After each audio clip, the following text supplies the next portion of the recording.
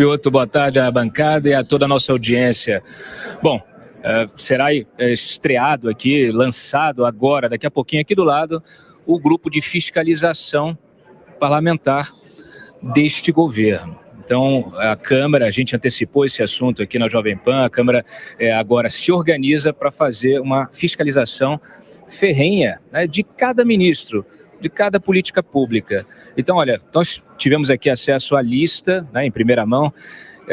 Vou dar alguns exemplos, Piotr, antes da gente começar a conversar aqui com o Kim. É o seguinte, olha, você falou do Flávio Dino. Quem vai fiscalizar o Flávio Dino? Deltan Dallagnol e Alfredo Gaspar, que você está recebendo aí no programa daqui a pouco. Quem vai fiscalizar a Marina Silva? O Pedro Ayrara. O Alexandre Silveira, o Alex Mamente. O Jorge Messias, o Sanderson, que vai fiscalizar. E o Geraldo Alckmin, tem até Geraldo Alckmin sendo fiscalizado aqui pelo Joaquim Passarinho. A lista é grande, a gente vai colocar no site daqui a pouquinho, mas coube ao Kim Kataguiri fiscalizar, ter a gloriosa tarefa de fiscalizar o Fernando Haddad. Kim, bem-vindo. Boa tarde, muito obrigado. Pela entrevista. Primeira coisa, você está com essa tarefa aí de fiscalizar o Fernando Haddad. O que você pretende fazer? Você já tem um plano de trabalho estabelecido? Sim, bom, primeiro o desastre, né, do arcabouço fiscal que foi apresentado, que na verdade é uma apresentação de PowerPoint, né, a gente não tem nada de concreto, mas que ele fala em aumento de receita, o que se traduz em criação de novos impostos ou de majoração de impostos já existentes, né? Ele falou de pelo menos 150 bilhões de reais para a União. Ou seja, como a maior parte dos tributos são repartidos 50% União, 50% Estados e municípios, para ele aumentar a arrecadação em 150 bi, como ele está querendo, ele vai ter que criar 300 bilhões de reais em imposto, o que dá R$ 1.500 de impostos, novos impostos para cada brasileiro. Além de acabar com o voto de qualidade, além de instituir, né, o voto de qualidade do CARF, né, que é basicamente quando tem um empate, né, quando a lei tributária é tão complexa que especialistas em tributos, né, divergem entre si, a vantagem era até então dada para o contribuinte, né? Porque se nem a administração pública sabe interpretar, como é que o contribuinte, que é muito mais fraco, que tem muito menos instrumentos, vai saber? Aí ele instituiu um voto de qualidade que nada mais é do que dar razão para a Receita Federal, né? Então, a ideia é justamente pegar ponto a ponto todas as políticas públicas que venham do Ministério da Fazenda, para a gente passar um pente fino, apresentar contrapropostas, inclusive, e fiscalizar muito do dinheiro que entra ou que sai, porque a gente sabe que o orçamento secreto foi substituído, a RP9 foi substituído pela RP2, né? E isso vai ter que passar em algum momento pela rubrica do ministro da Fazenda, e a gente também vai estar fazendo essa fiscalização. Piotr, quer perguntar? Quero sim. Deputado Kim Kataguiri e Adalberto Piotr aqui do estúdio, seja bem-vindo uma vez mais. Boa tarde ao senhor. Eu cresci vendo o congresso do Dr. Ulisses Guimarães, a Casa do Povo, mas eu preciso lhe fazer uma pergunta conceitual agora, dentro do momento em que vivemos. O Congresso vai ter poder não somente de fiscalizar, mas para influenciar o Poder Executivo? Porque nós vimos recentemente, o Executivo joga pesado em relação ao Congresso. Sem contar que nós temos um outro partícipe agora da Praça dos Três Poderes, que também tem uma influência gigantesca no jogo político, que é o Supremo Tribunal Federal. O Congresso vai ter essa autonomia e esse poder realmente para combater o que essa comissão apurar como irregularidades, excessos do governo Lula?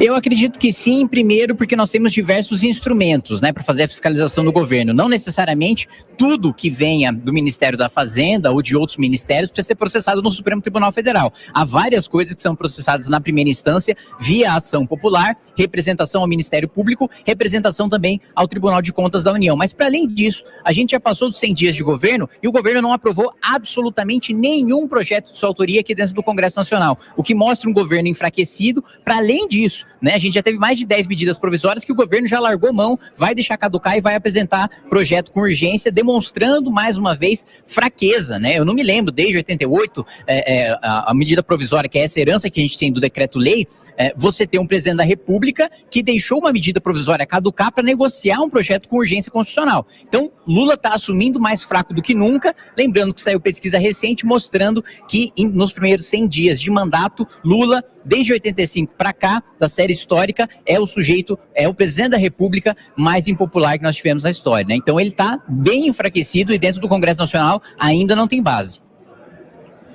Piotr, vou fazer mais uma perguntinha aqui. Ô Kim, você tem visto, tem acompanhado. O Haddad vem sendo criticado pelo próprio PT, especialmente para a Gleisi Hoffmann, presidente do partido. Você pretende convidar a Gleisi para te ajudar nesse trabalho de fiscalização?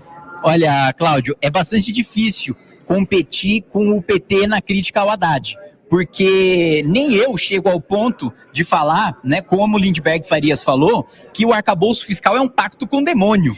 Esse é um sujeito do mesmo partido do Haddad, né, uma liderança do mesmo partido que estiveram juntos nos mesmos momentos na prisão do Lula, no impeachment da Dilma, e o que o sujeito tem a coragem de falar que o arcabouço fiscal é um pacto com o demônio. Então, realmente, é difícil de competir com a oposição petista entre si. E isso já se encaixa na pergunta anterior. Mostra que mesmo dentro deles próprios tem uma briga, tem uma disputa pelo poder que enfraquece eles internamente.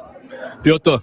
Deixa eu só fazer uma pergunta mais ao deputado. Obrigado, deputado, e do ponto de vista técnico, o que se conhece do arcabouço especificamente? Porque boa parte do mercado financeiro está sendo positivo em relação a isso, embora não se conheça na integralidade um arcabouço que, pelo que a gente sabe, não foi nem concluído ainda pela Fazenda.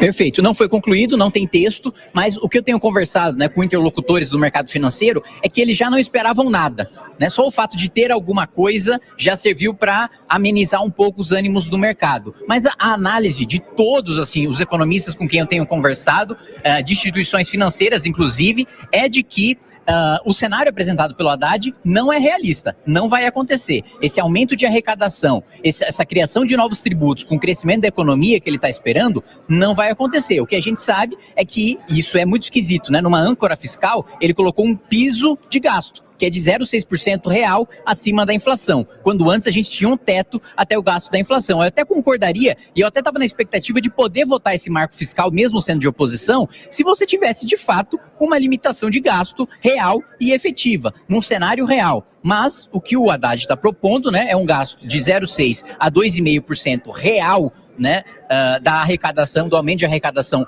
todos os anos, o que cria um incentivo perverso. Qual que é o incentivo perverso? Você tomar medidas parafiscais, você usar bancos estatais, você utilizar empresas estatais para artificialmente inflar a arrecadação para o governo poder gastar mais dizendo que arrecadou mais, quando na realidade aquilo não é nada mais do que uma injeção de dinheiro público no curto prazo que vai ser paga no longo prazo com juros, com dívida e com novos impostos. Qual é a chance... Piotr, posso fazer mais uma aqui? Claro, pois não. Eu sei que o deputado tem um compromisso às 4h30, né? Perfeito. Existe um texto que foi apresentado pelo deputado Pedro Paulo com uma sugestão de arcabouço fiscal. Você já teve a oportunidade de analisar esse texto? Qual é a chance de vocês colocarem esse texto em votação, já que, mais uma vez, o governo adiou a apresentação do seu próprio texto? Do marco fiscal. Eu ainda não tive a oportunidade de analisar o texto do Pedro Paulo, mas sei que ele é um sujeito fiscalista, né? Sei que ele apresentou, né, a PEC para você estabilizar a regra de ouro na legislatura passada, a PEC emergencial que foi aprovada pelo Congresso Nacional, basicamente foi um copia e cola também da proposta do deputado Pedro Paulo. Não tive acesso, mas o histórico fiscalista dele é positivo, né? Então, sem dúvida nenhuma, vou ler agora que eu estou sabendo da existência desse arcabouço para saber se a gente pode colocar como contraproposta. Perfeito, muito obrigado. Piotr. Obrigado, Dantas. Obrigado, deputado Kim Kataguiri. Bom trabalho agora. A apresentação é para as 4h30 da tarde desse grupo agora de fiscalização do governo Lula.